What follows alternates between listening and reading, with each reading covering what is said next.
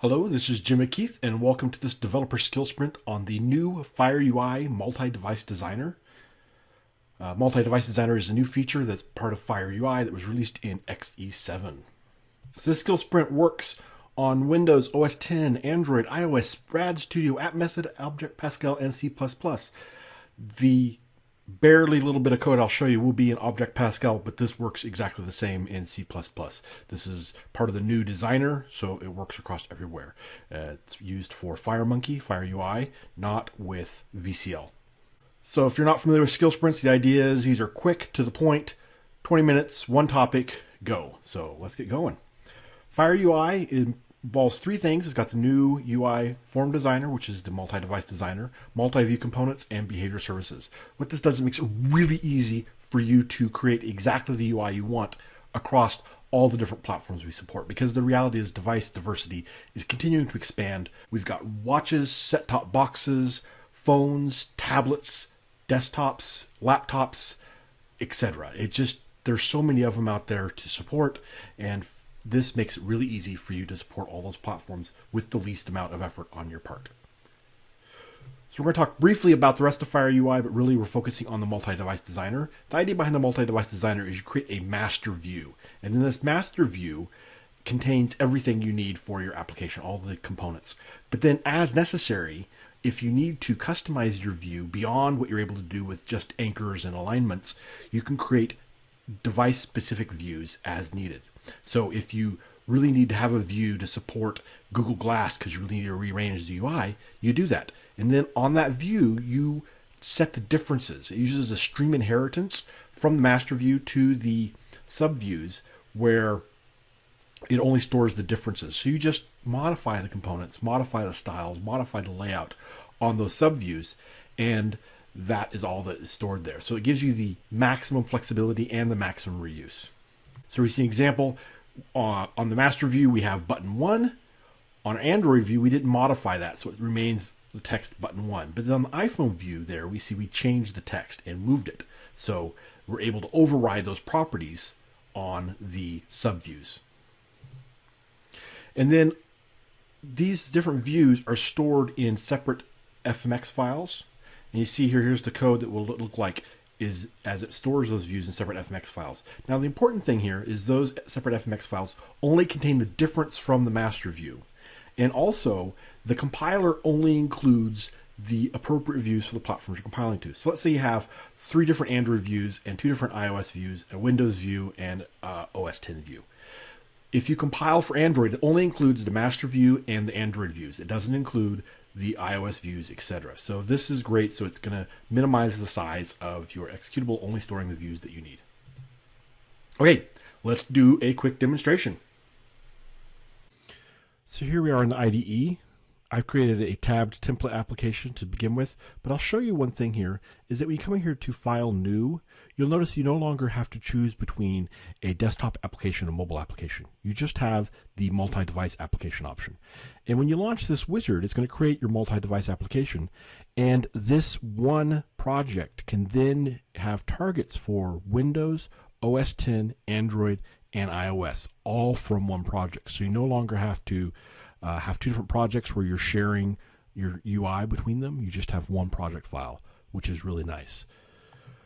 Then over here, you can come over and add the platforms you want to have. So by default, we have all of them here: Win32, Win64, Android, iOS, Device, iOS Simulator, and OS X. But you could remove those if you don't want to target all those platforms. So we're in our designer now, and this bar here is where you control the multi-device designer view selection. So right now we're on the master view because you start with just a master view, and then you can change how you're previewing this. So right now we're previewing this as if it would be on Windows, and we can change to say what it would look like on OS X. Now one thing that's really cool here is because I'm using a tab control here, watch what happens when I switch to iOS. The tabs move to the bottom. And that's because we have this new option here for tab position, which is the default, which has a default value of platform default. So what platform default does is this uses the new platform services, the platform aware services, where the UI is able to adapt on its own to the platform it's on. So Apple says in their iOS design spec that you should put your tabs on the bottom to make it easier to get to from your thumb. Now, if you go to Android, they specifically say put those tabs on the top because of the idea that you have the home button and the other soft buttons down at the bottom of the screen. And so they don't want to have those buttons next to the tabs where you accidentally go to hit a tab and you actually hit the back button instead. That would be a problem. So they just put the tabs on the top. So this is handled for you automatically. The multi-view and some other features take advantage of this as well. That's all we're going to touch on right now. We're going to go back to just talking about the multi-device designer. So this just changes how we're previewing it, okay, from the master view, which is very handy at this point. But let's say we want to customize our UI for a certain device. So we come over here to Views, and we drop down this list. Now this shows that we only have a master view created, and we have all these views available to us. Now, from OS X desktop up, these are the default views that come with XE7 and App Method. But what I've here is I've added a custom view. So the doc wiki actually walks you through the process of it. I'll link you to that. That's all I'm going to talk to you about today.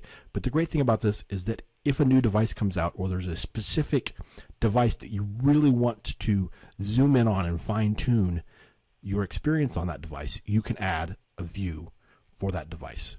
Great functionality, great expandability, so that you can really customize this and go the extra mile. Okay, so let's talk about the default views that come in with it here.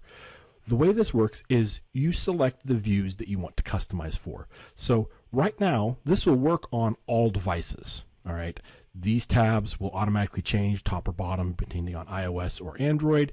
The screen will resize because everything's got alignment set and everything will look fine. But let's say I really want to tweak the behavior on a certain platform.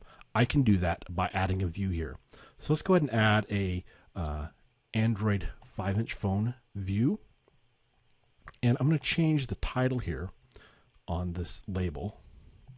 We'll change the text to say Android. We'll say Android phone. So if I go back to the master view, we'll see it still says title here. And if I create a new view, we'll say for a 4-inch iPhone, then we'll see this still says title here. It only says title, or only says Android on this view. And that's because we changed that property within this view here.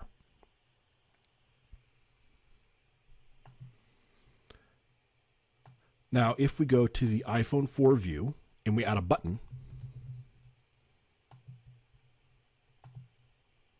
here, and then we go back to the Android view, that button's there. Now the reason is all components automatically get added to the master view because there's only one class file, so all components have to exist in all views.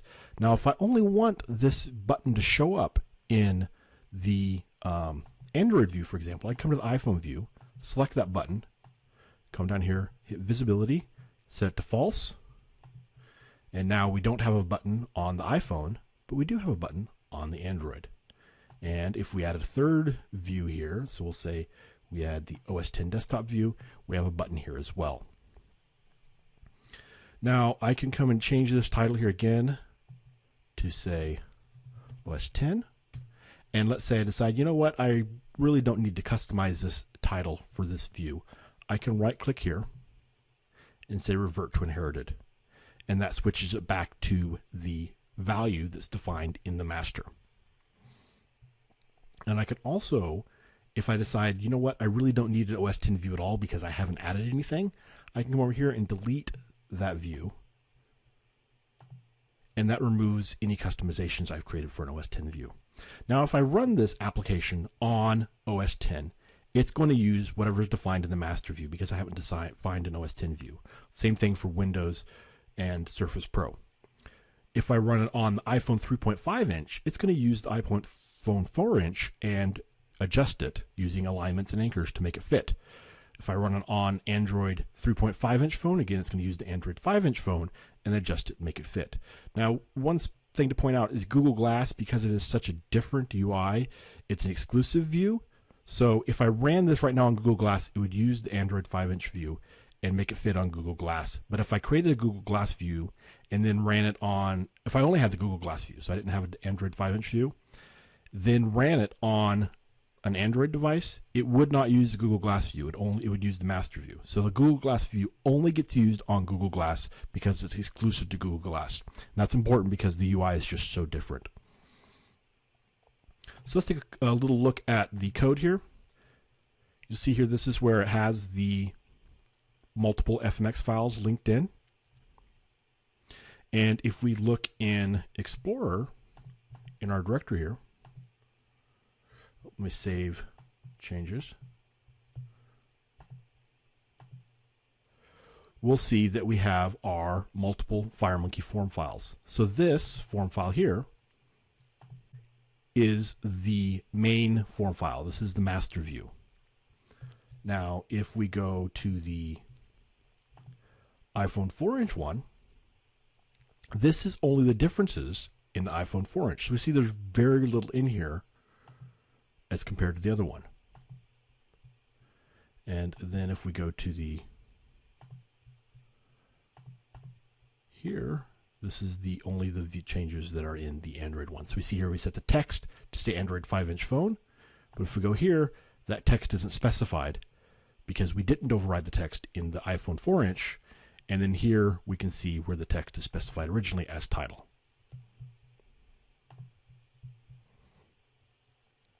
So that's how the different FMX files are created for you.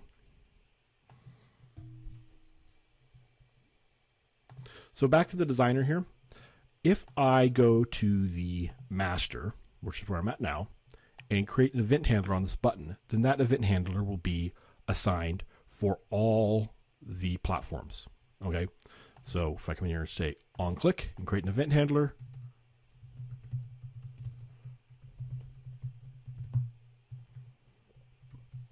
all platforms will display this show message dialog. Now, an option I have, an alternative I can do, is I can come down here to the iPhone 4,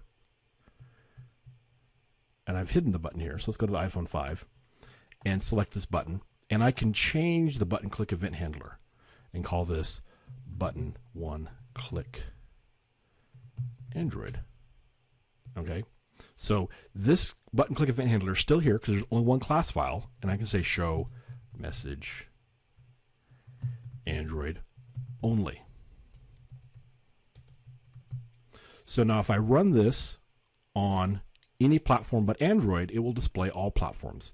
But because on the Android platform I have changed the on-click event handler to this specific one, it will display the Android only message. So it's important to note that this code, all this code is still in the same class file. I'm not using ifdefs to change this behavior. If I were calling Android specific APIs, then I would need to use an ifdef here.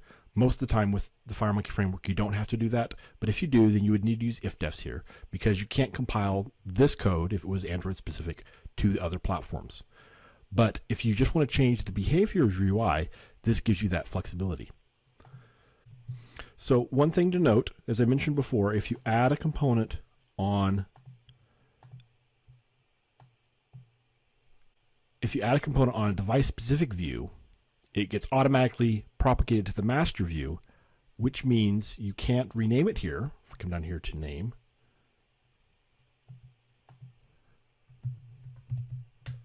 it'll say you can't because it was introduced on an ancestor form, it's introduced in the master view, and you also can't delete it here. So if you want to delete it or rename it, you have to go to the master view, select it, rename it, or delete it. And that can be all done from the master view. And as I pointed out before, if you want to have a component that's only visible on certain views, you set it to visible on the master view, and then change the visibility to hide it on the views you don't want to have it on. So the button is gone here. If we want to bring the button back, we can select it here and change the visibility to true. And we can bring the button back on this view. Or we can also right-click and say revert to inherited, which brings it back to the value that's defined in the master view. So on the master view, or on any of these views, This does not change your target platform. Your target platform is controlled here, where you select which device you want to build for and deploy on. Okay, so if I want to target iOS, I would select this, and then I could hit build, or if I had a device connected, then I could deploy it to that device. Same thing for Android, Windows, etc. So this level here, or over here, is where you control what target you're building for. This is just what view you're designing for. Someplace where this really gets useful is if you're using styles in your application. So we'll go to we're on the master, and we'll add a style book. We have our style book here, and we will come down here to Android, and we'll switch this to the Android dark style. So I just double click on it, we'll say load, go to styles folder, Android dark, apply and close, and then of course we have to set our style book, which we'll do at the master level. Go to the form, set the style book to the style book. There's no change here on the master level, but if we go to the Android level, we see now we have the dark style. If we go to the iPhone level, no style here, but we can load a style that we want to use specifically for iOS. We'll load the transparent style, just because I think it's cool. And there now we have the transparent style on iOS. But Android still has the dark style, which looks kind of similar. But if we add another style, another view here, so we'll say the Windows desktop, then we'll see this does not have either of those styles attached. Now it has the style book here, but because we have not loaded a style at the view, this view or the master view, it does not have that view applied. Now we'll point out the difference here between the Windows Desktop and Surface Pro is this is a Surface Pro tablet, whereas this is the Windows Desktop. So this gives you the ability, if you want to design your UI around touch, like a Surface Pro tablet would have, then you can do that here on the Surface Pro. In this one, you can assume that it's more likely a non-touch environment where the user is going to be using keyboard and mouse. So it gives you the flexibility to move between those styles here. And if I save this, we'll go back here and look at the code, and we'll see here we've added the new FMX file for Windows, and we'll go and view this in Explorer. And there's the Windows one, which when we edit and view, yes, we've modified that in another application because we were doing it. Here's the Windows one. Again, there's no changes. These are just the automatic changes, the inherited values, just to show that those components are there. Okay, that's our brief introduction to the multi-device designer. This is something you're going to get in and start using and become familiar with it as you use it. One thing I didn't point out, though, is on the welcome page, right here, there is a guided tour you can click that will actually walk you through the multi-device designer. So you just click continue, and it will point to the different things you want to do and tell you what to do to walk through and use the multi-device designer. And this will introduce you to different aspects of it, a lot of like I just did here. So if you walk through this here, it will introduce you to some of the things of the multi-device designer as well. If you decide you're done with the walkthrough, you just click the X and it goes away. And that's all available here from the Brad Studio welcome screen. Just click there to start the guided tour. So to summarize, we looked at the FireUI multi-device designer. This allows you to define a master view and then adjust that view or customize it for each device type that you want to support. Now you don't have to do this. You can just leave the master view with your anchors and alignments and it will work everywhere. But when you need to have that maximum flexibility, you're able to customize that view and get it to behave exactly the way you want. This is a huge step forward in the evolution of user interface development. And again, you only have one class file across all the form factors, and you can easily apply styles, and it's only storing the differences using a streaming inheritance in those different form files. So for some more information on the multi-device designer, you can check out the DocWiki page on the form designer. It's going to talk about VCL and the FireMonkey views. or you can go specifically to the XE7 FireMonkey views page there.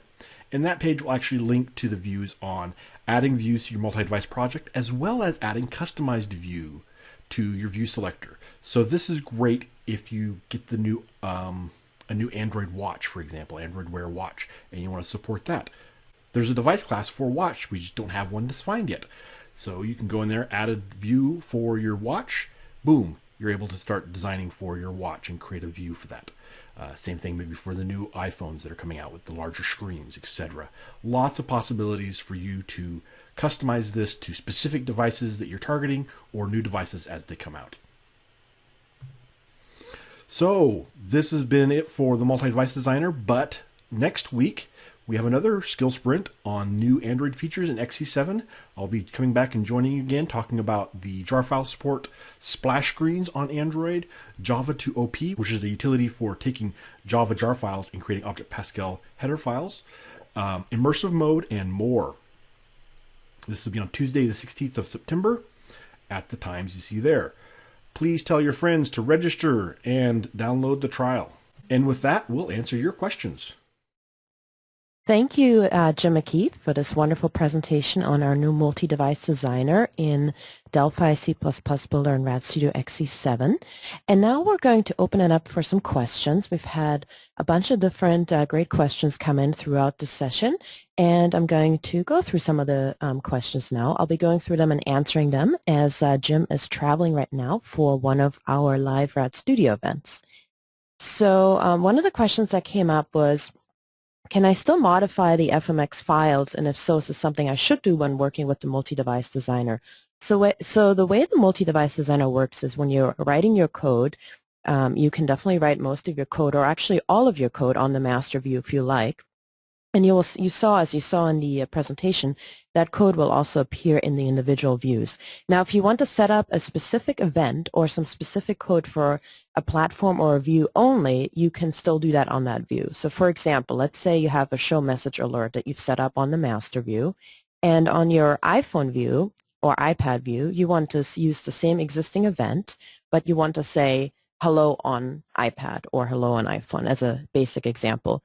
You can then select that existing event. You'll see it in the Object Inspector with the view selected, and you can then change that particular event. So what you will then ultimately see on your view, you will see the original event, the original on-click event, and you'll see your new on-click event if you want to change it. So for example, the original event could have been on button click show message, and then you can change that and just change the event handler to on button click iPhone, for example, if you wanted to overwrite the one that you had defined on the master view.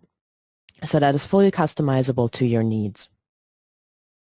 If you want specific Android functionality, would you have to create a view for all the Android devices, sizes, and implement it there, or is there some shortcut that you can be implemented that would apply for the Android platform? That's a really good question.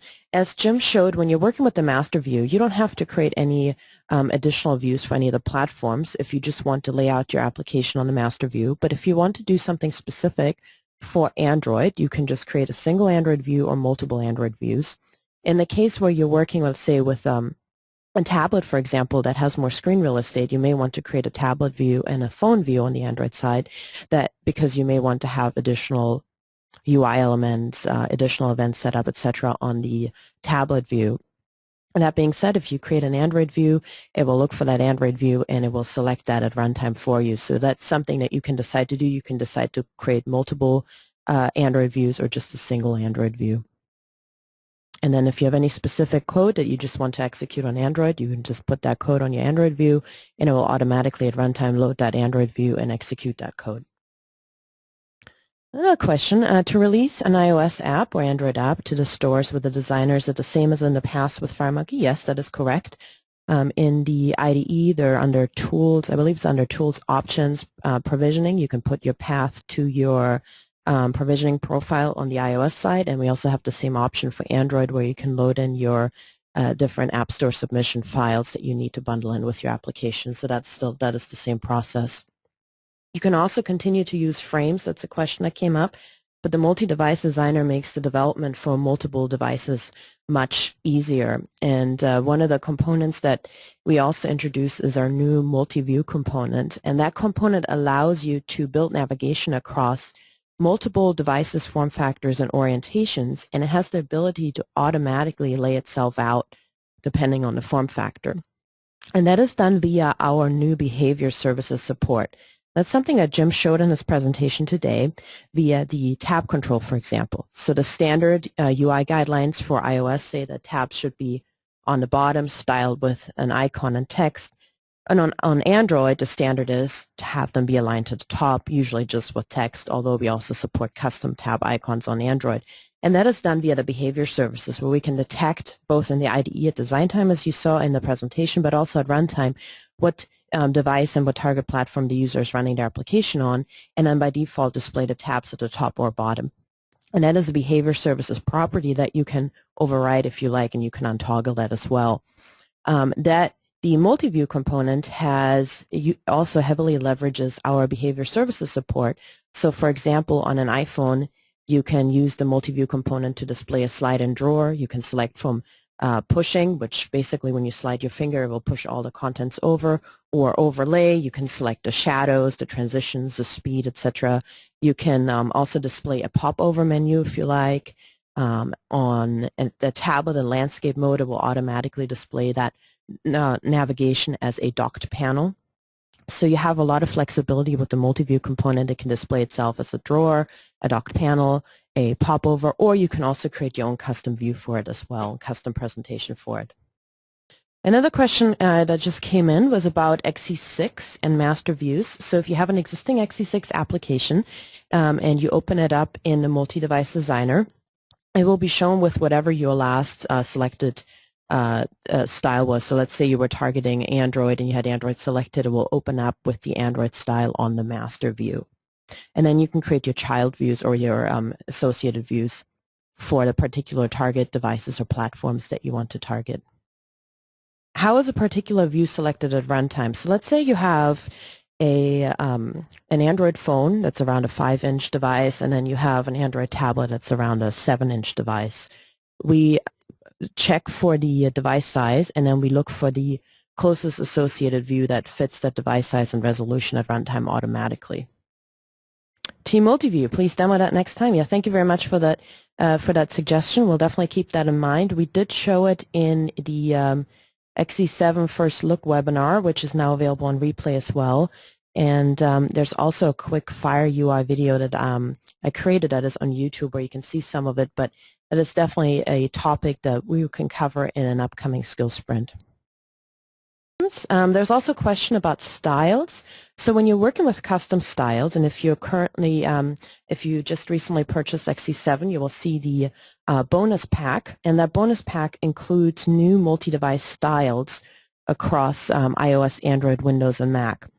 And you also probably saw in the presentation today that we've extended our existing native desktop styles to have the same user interface elements as you see on mobile. So when you're building an application now for, let's say, iOS and Windows, or Android and Windows, or Android and Mac, you can have the same UI elements. So for example, if you have a glyph button that shows a plus icon or a favorites icon, there's a representative icon available as part of your desktop style, so that you can have a kind of universal look while still being able to show the native platform styles. When you're working with a custom style, such as the premium styles that we have available, if you are working with a custom style, you need to put a style book onto your master. And on the master view, you have the style options that most closely represent the target you're designing for. So for example, Jim showed iOS, Windows, Mac, or Android. You select that. Let's say you select Windows, then on the master with Windows selected, you would place your style book onto the master, load your Windows style. Then you go to any associated or created views that you have. So let's say you have an Android view and an iOS view. You select that same style book that's already on your form because you placed it on the master, and then you load the iOS style for the iOS view and the Android style for the Android view.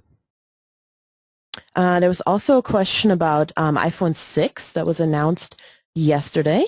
It was a very exciting announcement. I also blogged about it on my blog. You can go to community.embarcadero.com.